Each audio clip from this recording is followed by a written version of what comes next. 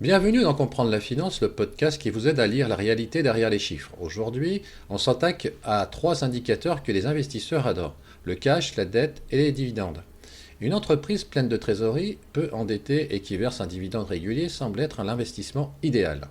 Pourtant, ces signaux rassurants peuvent parfois masquer des fragilités profondes, parce qu'en finance, les indicateurs ne mentent pas, mais ils peuvent être mal interprétés. Le cash, richesse ou illusion de solidité. Avoir beaucoup de cash est souvent perçu comme un signe de puissance financière, mais la trésorerie brute ne dit pas tout. Une entreprise peut accumuler du cash parce qu'elle génère énormément de profits ou parce qu'elle ne trouve plus d'opportunités pour investir. Elle peut aussi disposer d'un important matelas de liquidité tout en étant fortement endettée. Dans certains cas, le cash donne une impression de sécurité alors que l'activité, elle, se fragilise. Ce qui compte réellement n'est pas la trésorerie à un instant donné, c'est la capacité de l'entreprise à générer du cash dans la durée. Autrement dit, le cash flow, pas simplement le cash. La dette, un danger ou un accélérateur de croissance. La dette est souvent perçue comme un risque. Pourtant, certaines des entreprises les plus performantes du monde l'utilisent comme un levier. Lorsqu'elles financent des investissements productifs, nouvelles usines, technologies, infrastructures, la dette peut accélérer la croissance et augmenter la rentabilité. Mais lorsqu'elle sert uniquement à maintenir une activité fragile ou à masquer une rentabilité insuffisante, elle devient un fardeau. La question n'est donc pas simplement combien de dettes, mais plutôt que finance cette dette. Une dette bien utilisée crée de la valeur. Une dette mal utilisée ne fait que retarder les problèmes.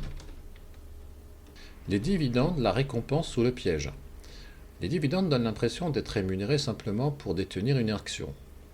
Ils sont souvent perçus comme un signe de solidité et de maturité, mais là encore l'indicateur peut être trompeur. Une entreprise peut maintenir un dividende élevé pour rassurer les investisseurs, même lorsque sa situation financière se dégrade. Dans certains cas, le dividende est financé par la dette. Dans d'autres, il prive l'entreprise d'investissements nécessaires pour rester compétitive. Le dividende devient alors un signal rassurant à court terme, mais destructeur à long terme. Prenons le cas maintenant de Boeing, quand les indicateurs rassurent jusqu'à la rupture. Pendant des années, Boeing a présenté tous les signaux qui rassurent les marchés. Un carnet de commandes massif, des flux de trésorerie en forte progression, des dividendes et des rachats d'actions généreux, une réputation historique de maîtrise industrielle. Pourtant, derrière cette façade financière solide, plusieurs fragilités structurelles s'accumulaient. Pression extrême sur les coûts, externalisation massive, culture interne orientée vers la performance financière, signaux faibles ignorés sur la qualité et la sécurité. Entre 2014 et 2019, Boeing a distribué plus de 40 milliards de dollars aux actionnaires. Ces distributions étaient interprétées comme la preuve d'une santé exceptionnelle.